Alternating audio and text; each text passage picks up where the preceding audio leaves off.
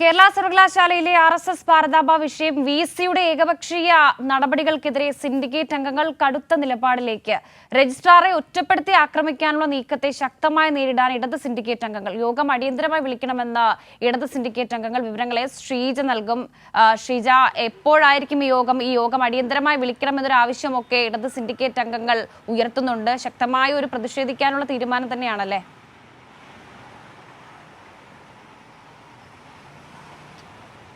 വർഷ, പ്രധാനമായും കേരള സർവകലാശാലയിൽ കഴിഞ്ഞ ആഴ്ചയാണ് ഇതിനാസ്പദമായ സംഭവം ഉണ്ടായത്. അതായത് ഒരു സ്വകാര്യ സംഘടന അവർ ഇവിടെ RSS ഭാരതാംബയുടെ ചിത്രം ഉപയോഗിച്ചുകൊണ്ട് പരിപാടി സംഘടിപ്പിക്കുന്നു. ആ പരിപാടി ഉദ്ഘാടനം ചെയ്യാനായി ക്രമസമാധാന പ്രശ്നമടക്കമുണ്ടാക്കി ഇവിടേക്ക് ഗവർണർ എത്തുന്നു.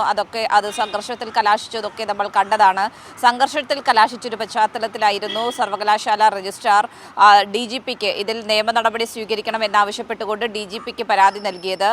പക്ഷേ ഇതിനെതിരെയാണ് നിലവിൽ കേരള സർവകലാശാലയുടെ VC ആയിട്ടുള്ള ഡോക്ടർ മോഹനൻ കുന്നുമ്മൽ ഗവർണർക്ക് റിപ്പോർട്ട് നൽകിയിരിക്കുന്നത്.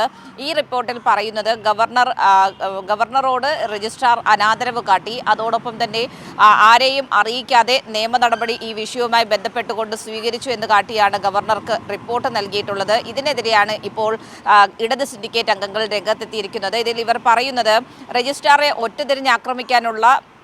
ഒറ്റപ്പെടുത്താനുള്ളൊരു നീക്കമാണ് VC-യുടെ ഭാഗത്തു നിന്നും ഉണ്ടാകുന്നത്. ഇത് ഒരു തരത്തിലും അംഗീകരിക്കാൻ സാധിക്കുകയില്ല. രജിസ്ട്രാർക്കെതിരെ ഇത്തരത്തിലൊരു റിപ്പോർട്ട് VC ചാൻസലർക്ക് നൽകുമ്പോൾ അതിനു മുന്നോടിയായി സിൻഡിക്കേറ്റുമായോ അത്തരത്തിലുള്ള ഒരു കൂടിയാലോചനകളും നടന്നിട്ടില്ല. ഈ ഒരു സാഹചര്യത്തിൽ അടിയന്തര സിൻഡിക്കേറ്റ് യോഗം വിളിച്ചുകൊണ്ട് ആ സിൻഡിക്കേറ്റിൽ ഈ വിഷയം ചർച്ച ചെയ്യേണ്ടതുണ്ട് എന്നുള്ളൊരു നിലപാടാണ് ഇടത് സിൻഡിക്കേറ്റ് അംഗങ്ങൾ സ്വീകരിച്ചിരിക്കുന്നത്.